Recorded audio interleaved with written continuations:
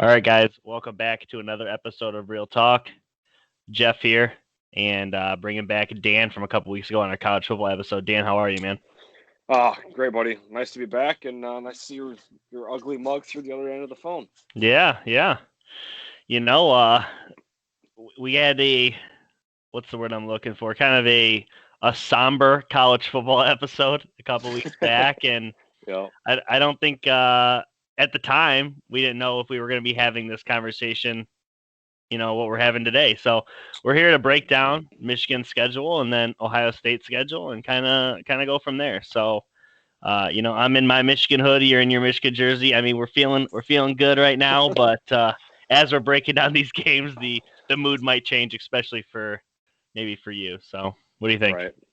Absolutely, because yeah, like you mentioned, when we did that first episode together, um, everything was still in the balance, and we weren't having Pac-12 football, we weren't having Big Ten football, and you know, Austin, PA is on prime time playing against Middle Tennessee State or something like that, and college football was still like college football, and to me, honestly, like right now, it still hasn't hit me yet because it's just how the strange times we're in. So I think after this episode and listen to a few uh, analysts talk on it, just in general, I think I'll start getting into the spirit. But yeah, it is definitely nice to be uh, nice to know that on the horizon, college football for us in our area will be back.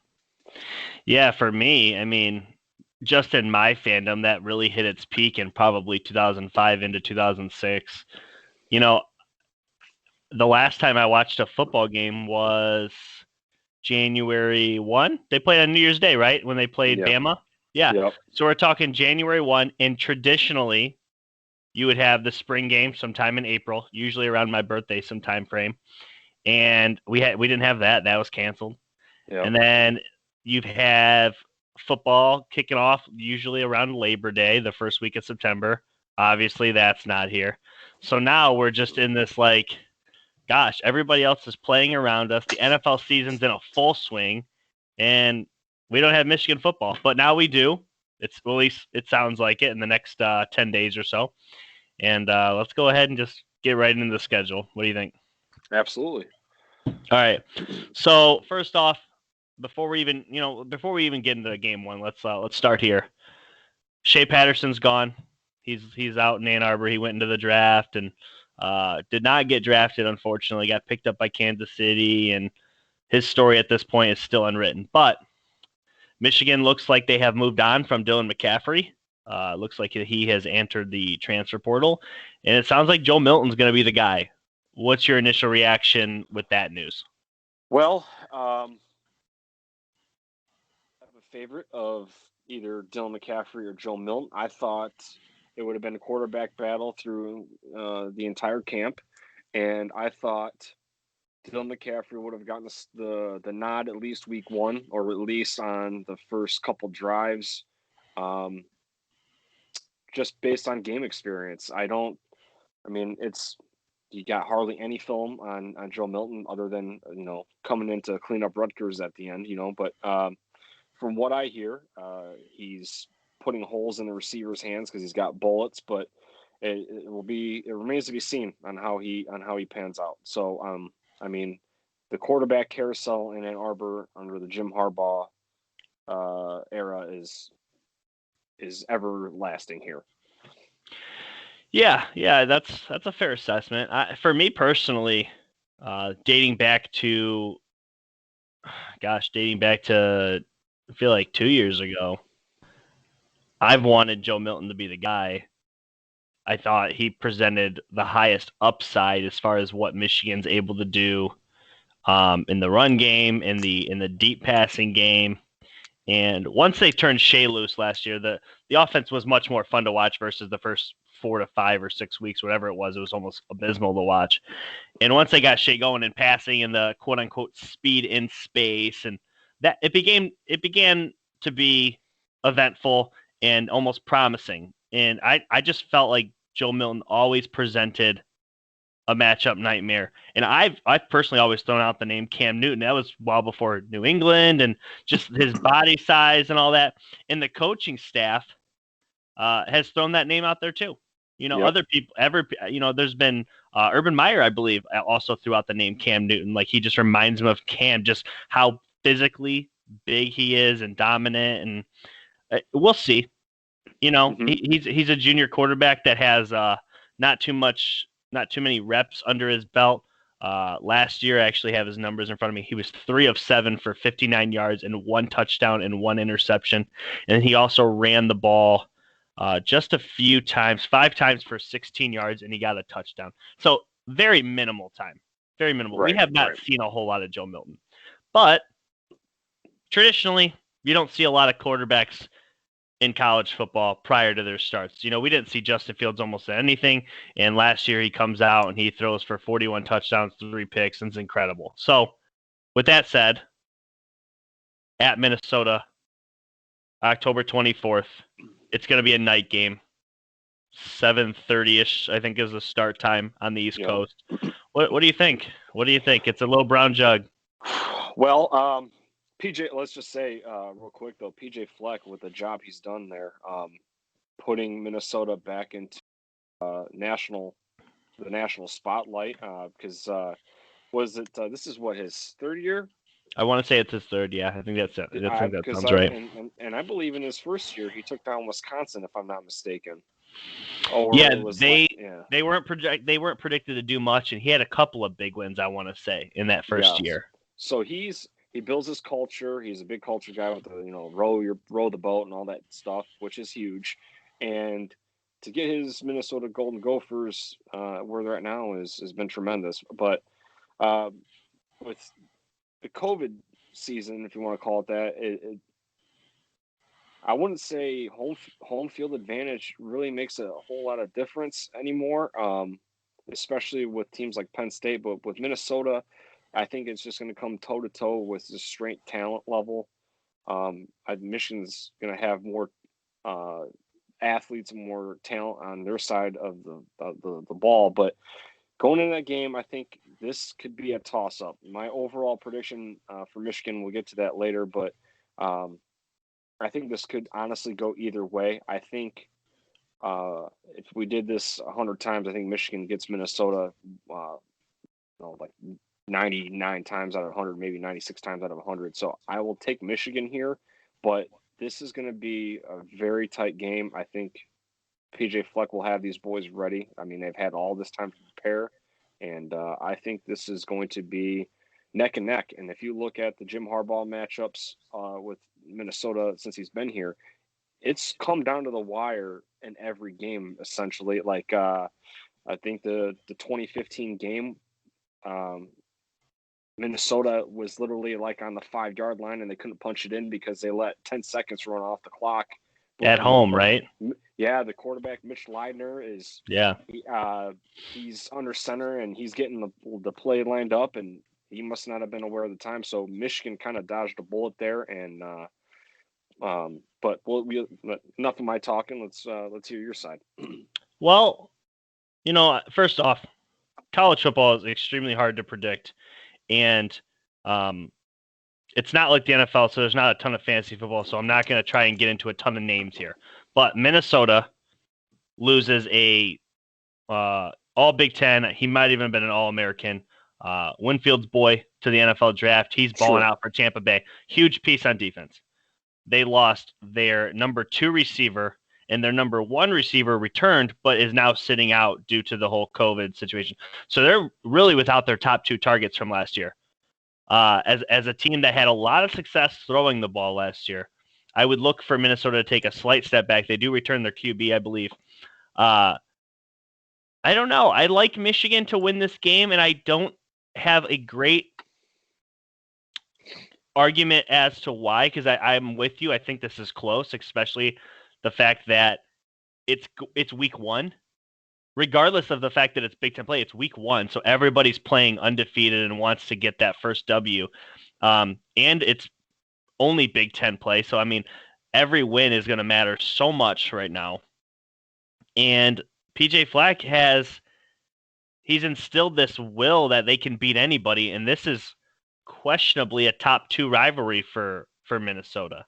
I think this falls somewhere in the line of 3-4 for Michigan, but I mean, I don't know. Big, huge game, huge game, but I think it's going to fall a lot on the fact that Minnesota doesn't return a lot of star receivers. Michigan doesn't return pretty much anybody in the secondary, so that might be a push.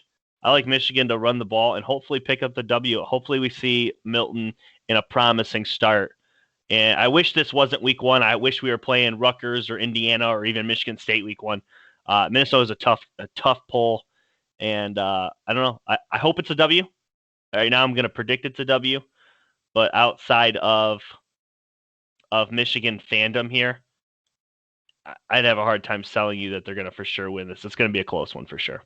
Gotcha. And when you say the number 1, number 2, Rashad Bateman is the one that's not coming back, correct?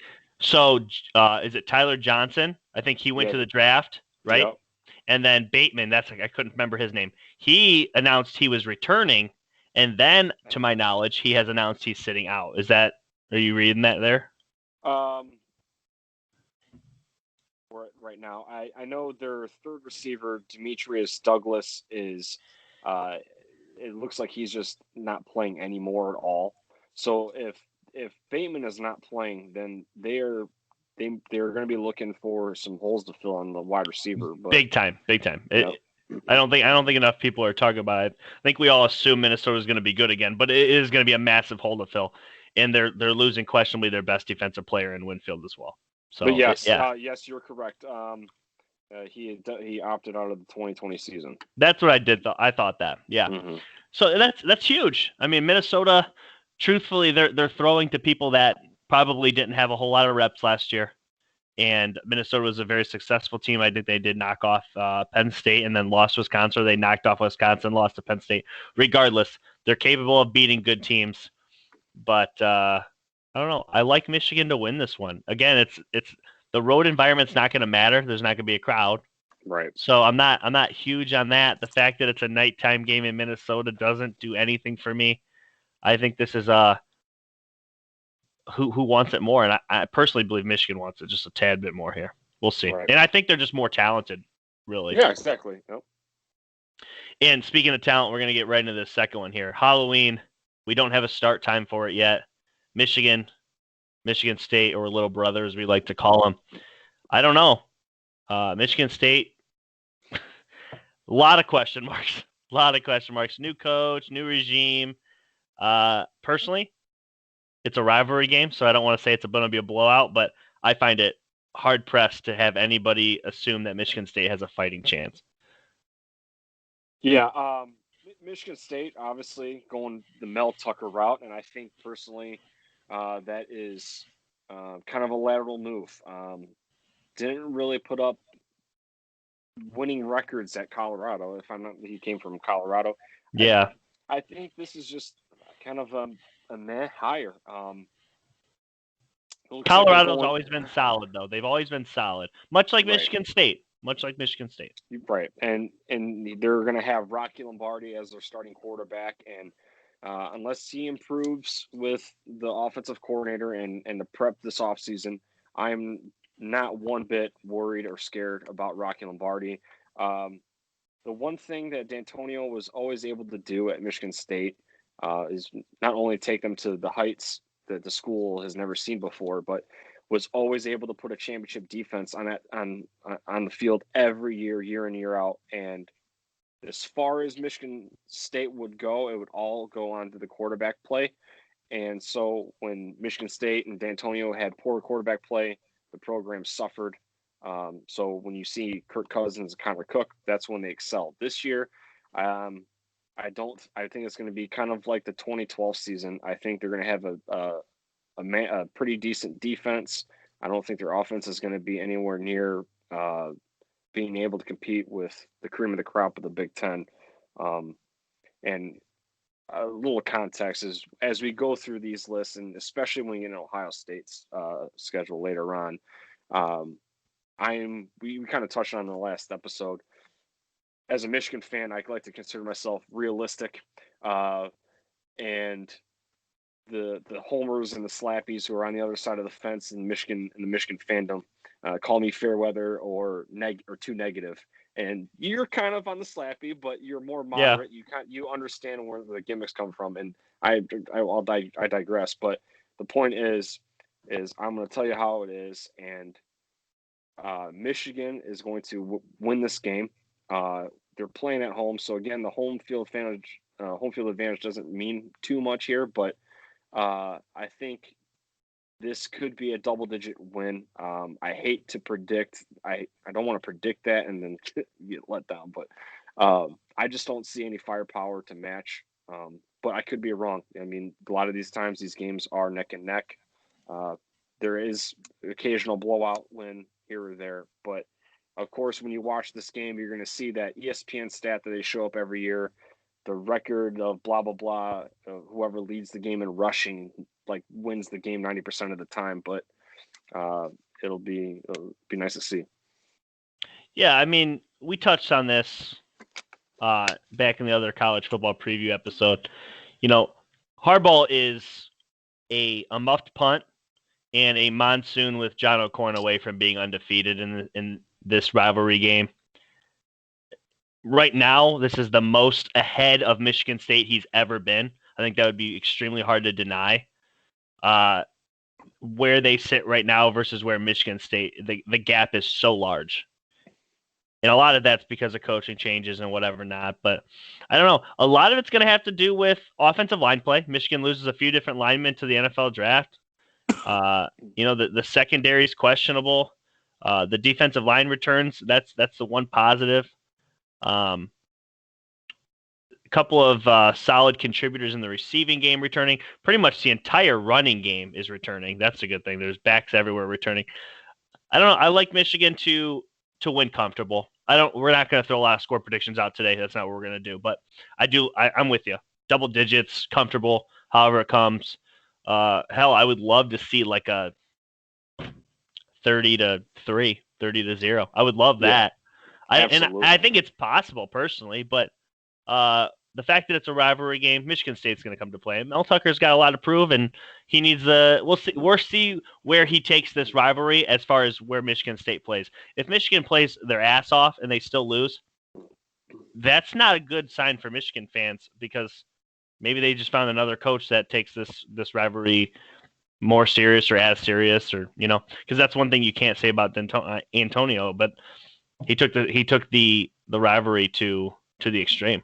Absolutely, it was a Super Bowl. He was a Super Bowl. Yeah, absolutely. And then Spartans, they got the vicious Rutgers Scarlet Knights week 1, so they're going to most likely be 1-0, and Michigan will do. Dude, there's no way Michigan State's going to lose to Rutgers. I think they might honestly be underdogs in Vegas.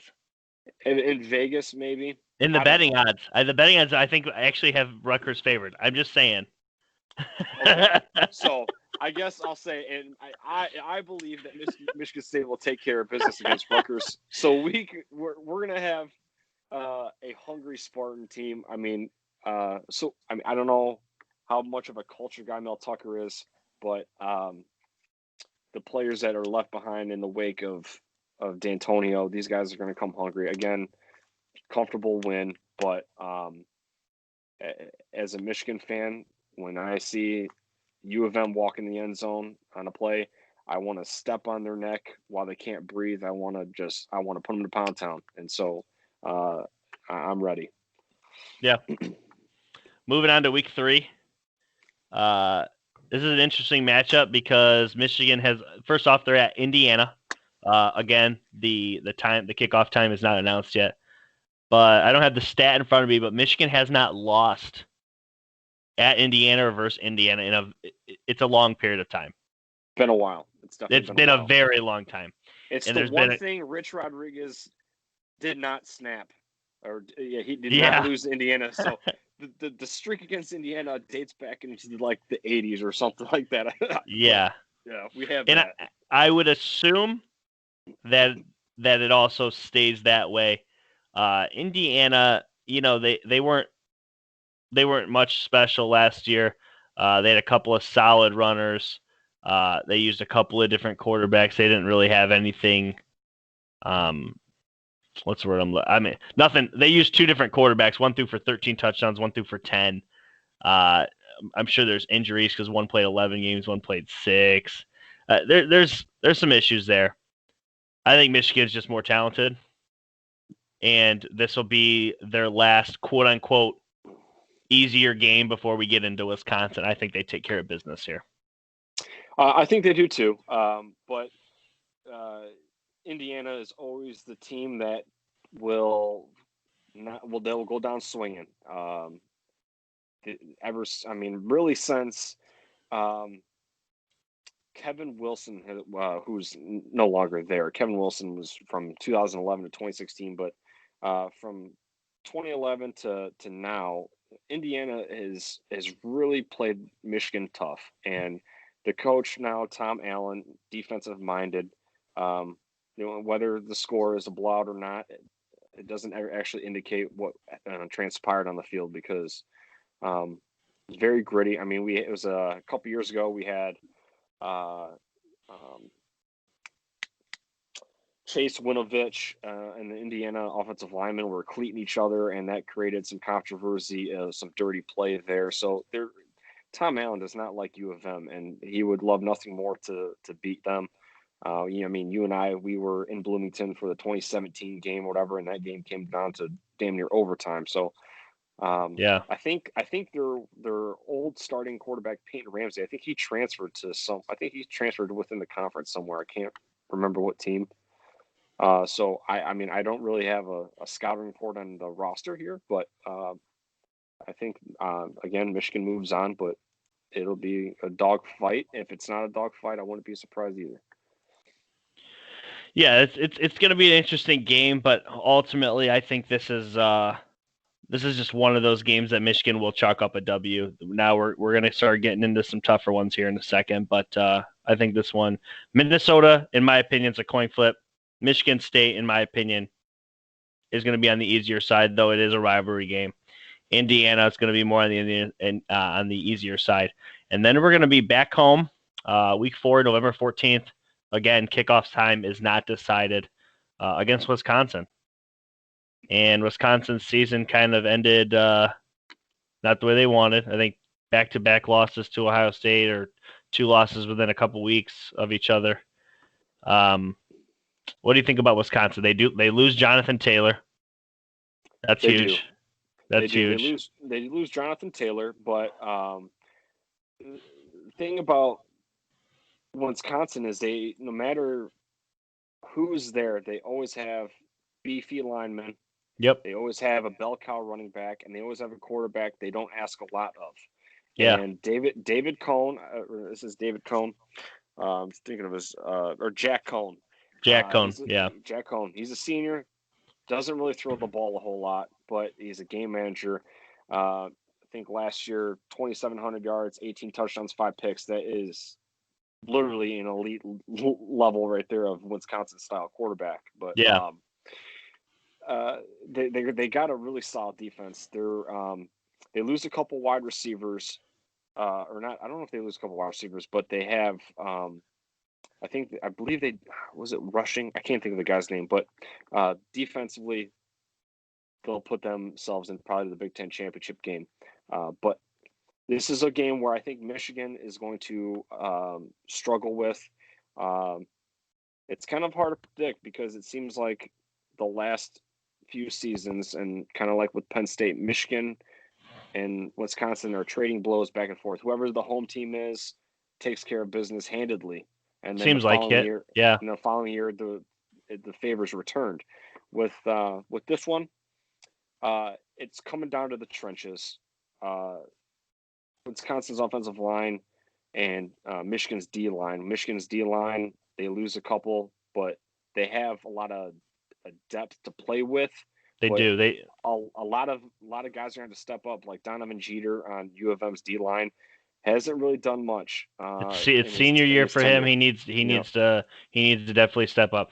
Kwity Paye got a lot of playing time last year. Absolute stud. He'll probably be in contention for leading the team in sacks. And Aiden Hutchinson got a lot of playing time last year, and he's going to be returning. I Yep. like what the D line brings as far as what they're returning and what they're able to do up front. Yep, Chris Hinton is another one, and so Chris Hinton and Aiden Hutchinson, those two, sophomore and junior, are going to really have to make an impact. But yes, Donovan Jeter, that, and even Carlo Kemp, he's a senior too, and Carlo Kemp has gotten a lot of playing time, but he's that type of guy that's not, I wouldn't say really a stat stuffer. So they got to have a big task here, and I think this is going to be a swing game, and this could go honestly either way. I feel like Wisconsin may have this one though. So you're taking Wisconsin here. I am like 50. It's so close. I don't know. So let's say this. So the gentleman that should be replacing Jonathan Taylor in his 2,000 yards from 2,000 yards rushing. Sorry, not from scrimmage. 2,000 yards rushing and 21 touchdowns is going to be a Nakia Watson. He played in all 14 games last year. He carried the ball 74 times for 330 and 2 touchdowns. I'll take Michigan's chances here. I think they might have a slip up here in a minute. We'll mention that in a second, but I don't think this one's it. I think they will take care of business in this one, especially because it's at home. And again, not that the fans are going to be a big factor here, but the fact that they don't have to travel, the fact that it's still the big house. I'm sure they'll still have the pregame festivities where they're running out of the tunnel and tapping the banner. And I'm going to give them the edge just for stuff like that, you know. And yeah, I trust it'll be interesting because if this team's able to throw it, and they do. What is it? Cephas? Their top Cephas. receiver. Yeah. Cephas, yes. So their top receiver is definitely an issue. He has been. I believe he's returning. Michigan's secondary is definitely questionable. I would definitely say that. I don't know. This is one of those games where a defensive turnover could end the game. So I like Michigan in this one too. I'm not ready to give them a loss quite yet. Moving on, November 21st at Rutgers. Not a lot to say here. I think this is. I mean, let's be fair. Let's tell it how it is. I think this is where Michigan, any issues they've had, whether it be at Minnesota or versus Michigan State, at Indiana versus Wisconsin, especially if they're coming off a loss at Wisconsin, like you potentially think they might be. This is the game where they get everything right, get the offense straight, and put forth a great game plan going against Penn State the following week. I think it's a W. I think so too. And poor Rutgers. Greg Schiano's back there, and Richard Ashe, the former Ohio State assistant, went there and didn't really have success. I mean, the Rutgers, to turn that program around, it would need an Urban Meyer level type of person to even make that program competitive. It's, the Rutgers. I mean, they could probably be the 10th best team in the MAC, and I'm not trying to step on them while they can't breathe, but I mean, it's Rutgers, and I mean, you go do a Rutgers breakdown and try to go ahead and pick a win somewhere. These guys are going to be just an absolute body bag through the entire schedule. Until they beat Michigan State. I tell you what, I'll be wearing a Ray Rice Rutgers jersey when they play the Spartans. Yeah, Ray Rice, man. Knock Michigan State out. Moving right along here. This is a big one. November 28th, home against Penn State. Here's the thing. This rivalry has been true to one thing. The home team typically gets the upper hand. And we don't have a time on this one. I can't foresee it being at night. Not that it's gonna matter. I don't know. Here's the thing. I had this game going one of two ways. If Michigan is 5-0, which I believe they will be, this game might be a slip up. Might be a loss. Trace McSorley's still back. I believe he's a senior now. No, correct? No, No, they had last year. They had a new guy last year. Your buddy Brad will know who it is. Hold on, Sean Clifford. Oh my gosh, yeah, Trace is gone. That's right. Sean Clifford last year threw 2,600 yards, 23 TDs, and 7 picks. That's And right. That's right. so You're yeah, right. yep. So yeah, here's the thing. This is an interesting game because I think if Michigan has a loss either to Minnesota or to Wisconsin, then they win this game. But being 5-0, it's just with Michigan's history over the last couple of years, this game seems like a loss to me. And they always seem to lose one to 2 weeks before Ohio State. It just has been that way. Even in 2016, when they had the elite defense and they came in at they played the Iowa game. It just seems, and it's usually a road game, to be fair. It is usually a road game, and this one won't be. But I don't know. This Penn State game I just have it circled because if they haven't had a loss, and I personally believe they will start 5-0. I think they're better than the 5 teams, and I think they're probably better than Penn State too. But it's just one of those games where Josh Franklin's always played pretty well against Michigan outside of playing at Michigan. I don't know. Well, he'll have the boys ready. For some reason, I think he takes this rivalry pretty personal. What do you think? Well, Penn State, they're probably, in my opinion, probably the second best team in the Big Ten this year. I think you have to take into consideration, like the NFL this season. I think the good teams this year in the NFL, and I think it's going to translate to the college football, at least. I don't know. Maybe in the Big Ten, because the SEC and the ACC, we've seen some upsets. But I think the teams that are going to succeed are the ones that have continuity on their side. People who've been in the system for 2 years or more. And I think Sean Clifford, I mean, this is going to be a second year, and he's been in the system for a little bit. I think Penn State is just their weakness is going to be wide receiver. They lose to KJ Hamler. Yeah. And so maybe if that's as a weakness, I think it's just going to be the wideouts.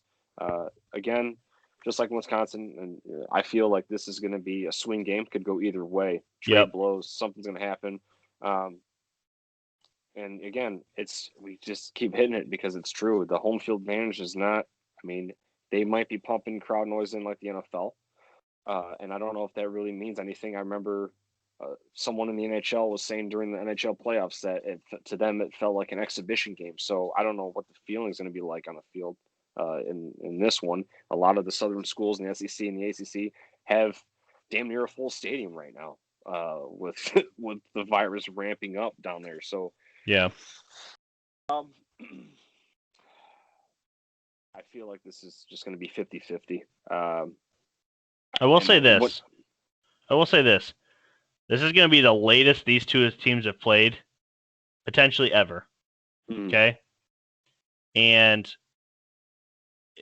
late November, it's going to be 30-ish degrees out in Michigan. It's going to be cold. Okay? Battle up front, in the trenches. You know, who's able to run the ball? Who's able to get that extra yardage? Gosh, I don't know. I have a lot of promising things to say about Michigan coming into this year because I'm extremely high on Joe Milton, and you know we'll talk here the big game in a minute. But I don't know. I like Michigan's chances in this game, but for some reason to me it's probably a slip up. So, and like you said, I think a lot of people have Penn State as the number 2 team in the Big Ten this year. So, moving right along. December 5th. Again, no kickoff time. Maryland in Ann Arbor. It's their last home game of the year. It'll be senior day for a couple of kids. I think Michigan, they take care of business here. Obviously, they'll have a massive game the following week, but I think they take. I don't think this is an overlooked game. This is Maryland. It's not really. Even if they played pretty rough, they're still going to take care of Maryland, in my opinion. Yeah. It looks like Josh Jackson. So they'll have a senior quarterback. Yep. I believe. So they're They lost not McFarland. they lost McFarland. They're not going to be too short on experience, but it comes down to a talent play. And really, I think we have to spend a whole lot here. I think this is going to be a Michigan W right before the game. Yeah. Yeah, I agree. Well, before we get into Michigan, Ohio State, we're gonna start with Ohio State's 2020 schedule, and we're gonna work our way down, and then we'll talk about the big game here in a minute. Let's start with Ohio State and their Week 1 matchup, October 24th, which is in roughly 9 or so days, and they're gonna play Nebraska at 12 noon on Fox. I don't see this one going any other way, but first off, let's just go ahead and give the obvious here. They lose a 2,000-yard rusher in J.K. Dobbins. He's gone. He's playing for the Ravens right now. It is said by a lot of Ohio State fans that Master Teague's going to be the guy. Okay, he's going to take over the load. They returned their Heisman hopeful, Justin Fields at quarterback, 41 touchdowns, 3 picks, like I said a minute ago. This team is... Nobody talks about the receiving core enough. They lose KJ Hill, who had scored 10 touchdowns last year, but to be honest, he probably wasn't even their second best receiver. I think he just was probably more of a veteran. They returned Chris Olave, Benjamin Victor, Garrett Wilson. This team is absolutely loaded at wide receiver, and they recruit more.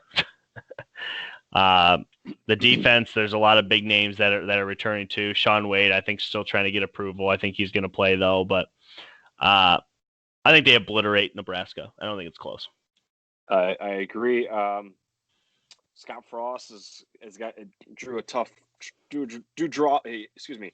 Scott Frost drew draw 4 on his first Uno card with this matchup. Even though, I don't know, it's going to be a rough one. I think Nebraska is going to have kind of a roller coaster of a season, I believe. But with Ohio State getting Shaun Wade back, looks like that is absolutely huge.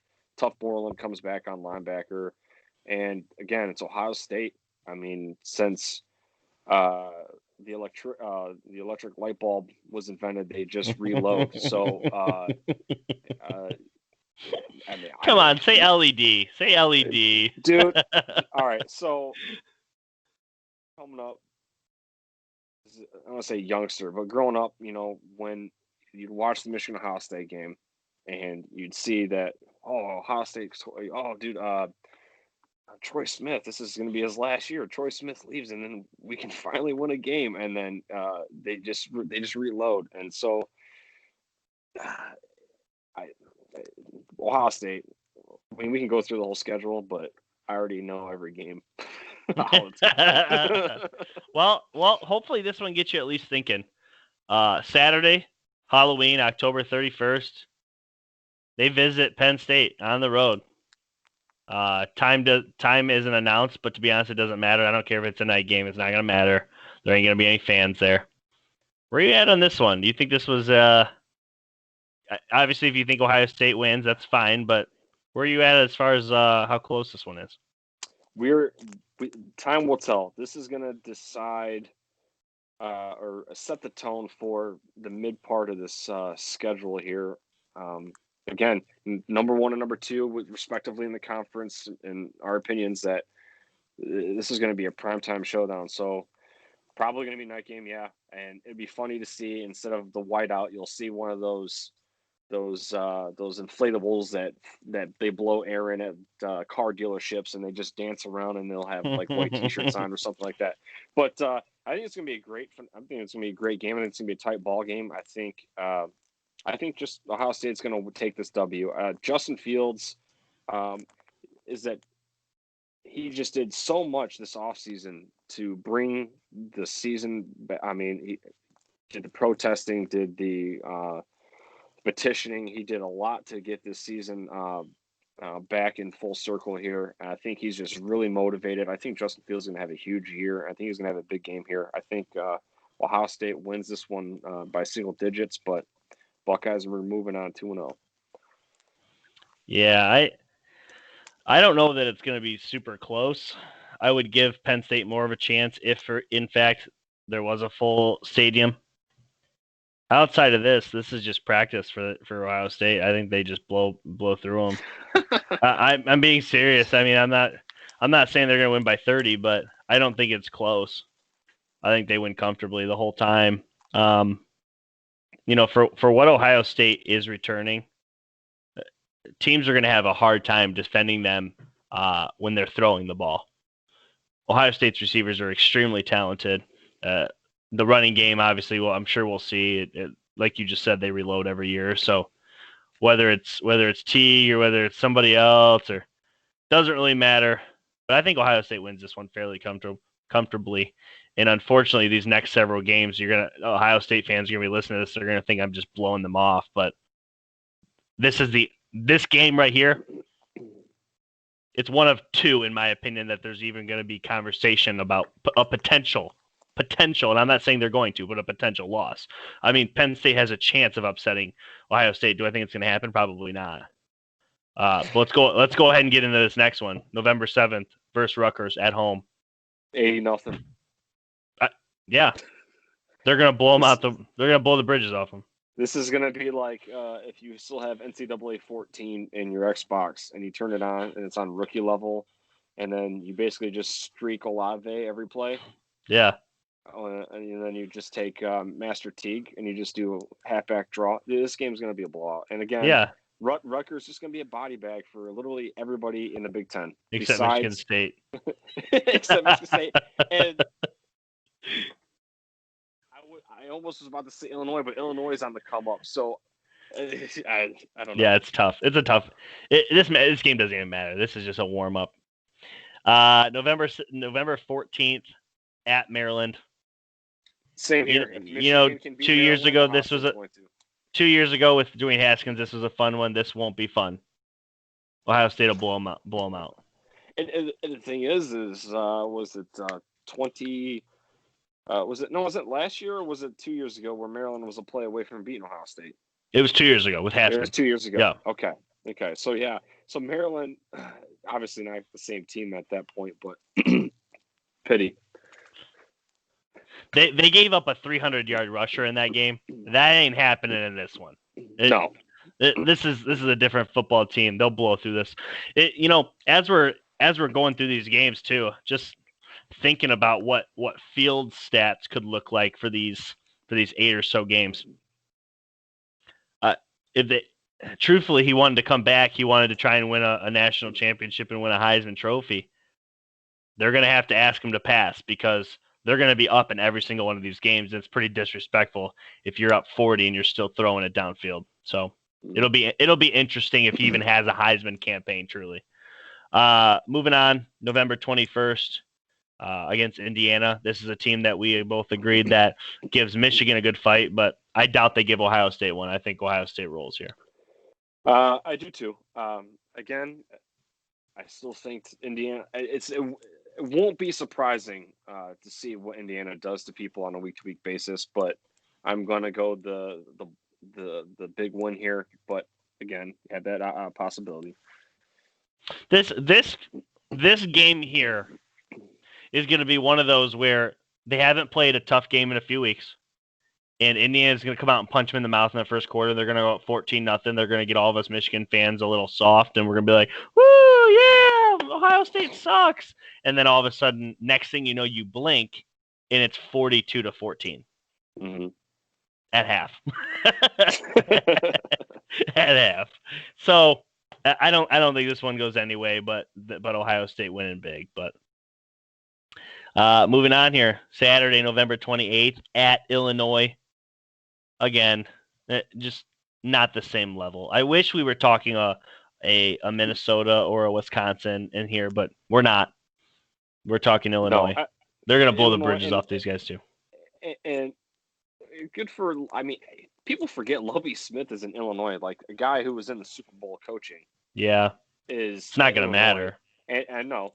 And it's unfortunate he shaved his beard. I was really digging his big white beard, but I seen an interview he shaved it off. Unfortunate, but they beat Wisconsin last year. He's got the program is in a better state now than it was a few years ago. Ohio State's going to probably roll this one. But trophy game, Illy Buck, it's probably got dust on it because it hasn't left Ohio State's trophy case in a long time. But Juice Williams. Juice Williams, yeah. That's probably the last time, truthfully. It was. Yeah. So, yeah, not too much to really debate here. So, moving on, Saturday, December 5th at Michigan State. At this point, we'll know what Michigan State is. So it'll either be A, an interesting matchup, or B, a non-eventful matchup. And we'll know. At this point, we'll know if Michigan State's actually competing with people and if they're actually playing physical and if they can actually put up a. If they can, this might be a fun game. I think Ohio State still wins pretty comfortably throughout the game, but this might be one that Michigan State actually potentially presses and gets some sort of excitement. What do you think? Again, yeah, it could happen. I think here Ohio State blows the doors off Michigan State. And this is a game where us Michigan fans, we absolutely hate to watch because we both despise these schools. And what I hope for, what I dream about the night before this game happens is when you have that Madden glitch and both teams are trying to pick the football up on the field and no one can pick the football and it's just rolling and people are falling over each other on the dog piles and nobody can pick up the ball and then some guy picks it up on the 1 yard line and scores. That's like how I want this game to go. But alas, I'm not that lucky. So Ohio State, I think, is going to just beat the brakes off Mel Tucker's squad. Yeah. Well, we're here.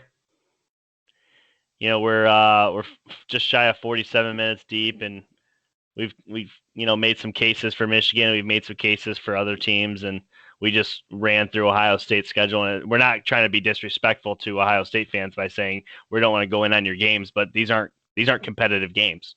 Every single one of these teams outside of Penn State it's truly going to be potentially a blowout. But we're here. It's December 12th. It's going to be at the Big House. I think we will have a better understanding of what this matchup looks like in a few weeks. It's really hard to predict this game right now. So I'm not going to, first off, just me, I'm not leaving any promises out there. But noon kickoff like usual. And it's going to be December 12th. And I heard this today on a Michigan podcast. A gentleman looked up the statistics of snow December 5th and December 12th in the state of Michigan over the last 20 years.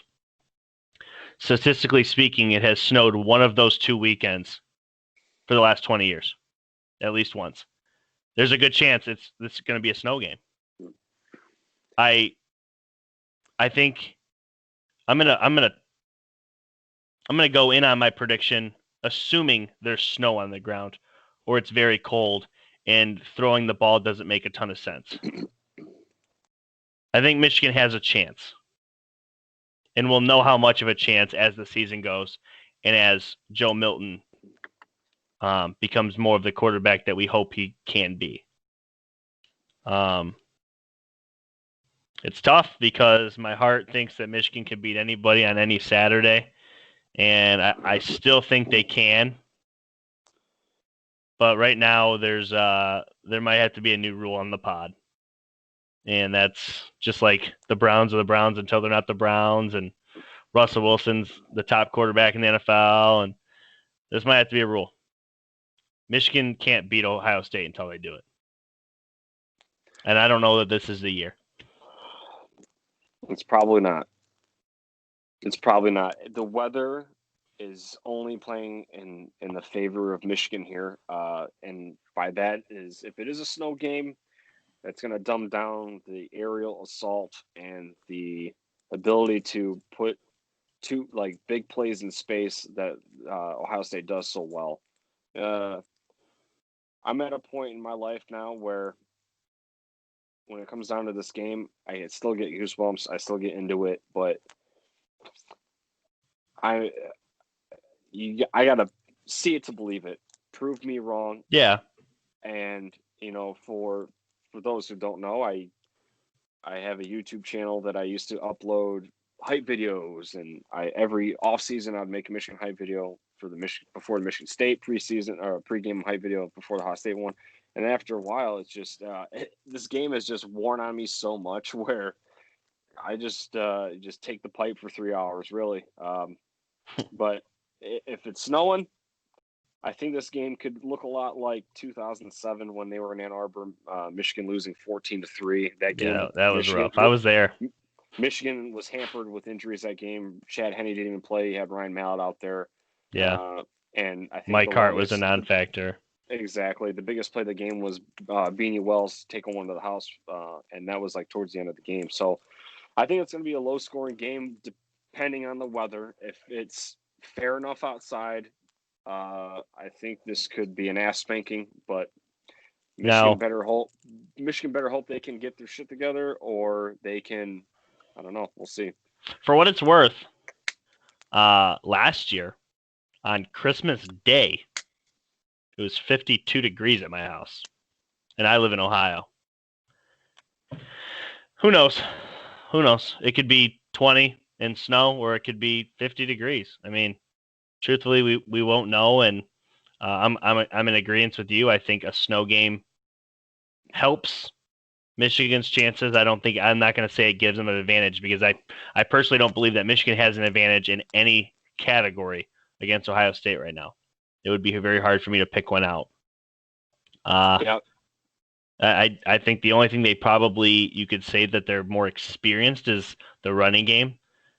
Michigan had a ton of guys carrying the ball last year, so there's tons of running backs that have had their opportunities, but ultimately Ohio State's a better running team, and they have been. And yeah, I don't know.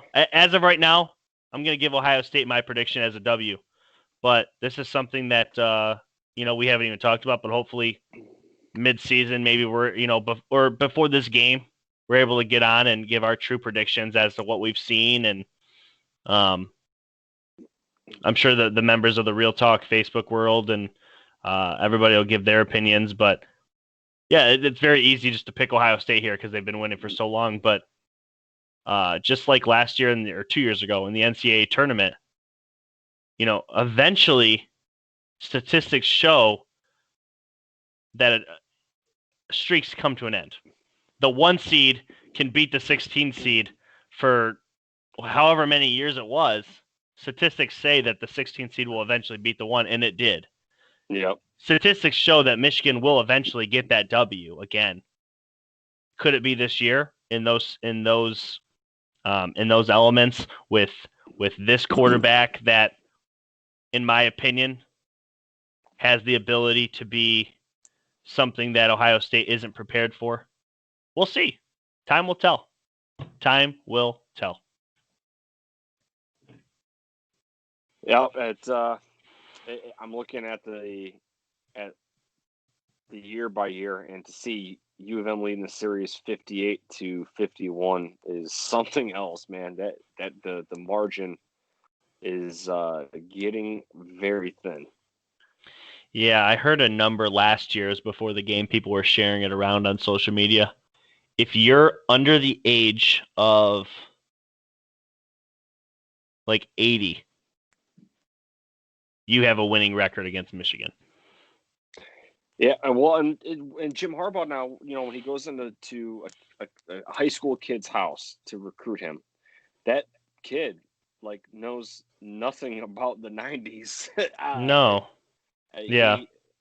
They barely will remember 2003, and then they'll somewhat remember 2011. It's a bummer because Michigan has been really close in some of these games. Something happens that's not in their favor. But Ohio State, they're going to probably run the table in the Big Ten. And in my opinion, they're probably going to take on Clemson in the national championship. And Ohio State, again, I'll touch on what I said earlier. I consider myself a realistic, a fan. I see everything in the whole picture, and their crossover games are cake. Getting Illinois and Nebraska as your crossover games, that is, and I was getting to a bit of a troll scenario with one of the people on the Facebook page who's an Ohio State fan, and whether that person thinks that Ohio State's going to blow out Wisconsin or Minnesota, regardless, that's fine. But the quality of opponent is very, very noticeable here, and the strength of schedule in Ohio State year in year out is a little softer than the rest of the country, and you can disagree with that. The eye test in 90% of the country's mind will see that Ohio State, I want to say, gets a pat on the back from the Big Ten. But here with the schedule is very favorable for them to just win out, go to the Natty. And Michigan, I think that 6-2 is going to be doable, and I think that 5-3 could happen. That's just me being true to myself here and my gut feeling. So I think 5-3 and 6-2 for Michigan. Yeah, it's hard. Truthfully, if I'm not a Michigan fan, if I'm looking at this schedule as an objective, I have no dog in the fight. I'm not a Michigan fan, and I'm not even a Big Ten fan. And I'm looking at this, and I'm like, I mean, hell, what Michigan's capable of. They lose 2 to 3 or 4 games a year, okay? Penn State, they've had success in the last couple of years. We'll include them. Outside of that, there ain't a single team on here that has a fighting chance at a playoff spot. Michigan's never even scoffed at one. Penn State had a run, and they ended up playing in a Rose Bowl a couple years back. There ain't another team on this schedule. Every single one of these games is a cakewalk. And, for Ohio State fans to even insinuate that their schedule isn't cake, and that includes Michigan, you're being oblivious. You're lying to yourselves. And, everybody wants to make fun of Alabama playing the Citadels. Citadel would be right there with Rutgers. It'd be a close game. It'd be a close game. So, and for the record, I do give Ohio State credit for during, I think, towards the beginning of Urban Meyer and the Jim Tressel years, they did schedule Texas, they did schedule Cal, they did schedule, I think, USC maybe. They do some non-conference stuff here and there, but and they were supposed to have Oregon this year. Yes. Yeah. So they do schedule the non-conference every other year or every 2 years with someone that's a formidable opponent. But here, man, the Big Ten, take it while you can. Ohio State, run with it, and we'll see you. We'll see you on the other side. Yeah. Yeah, not too much more to go in on this. I would love to revisit this in several weeks when this game gets near and right before Christmas time, and we give our true, honest opinions based off what we see. But outside of that, I think we both agree Ohio State's winning this Big Ten, and Michigan's got work to do. And, if they're able to take care of Minnesota, Wisconsin, Penn State, they have a very good chance of going into Ohio State undefeated.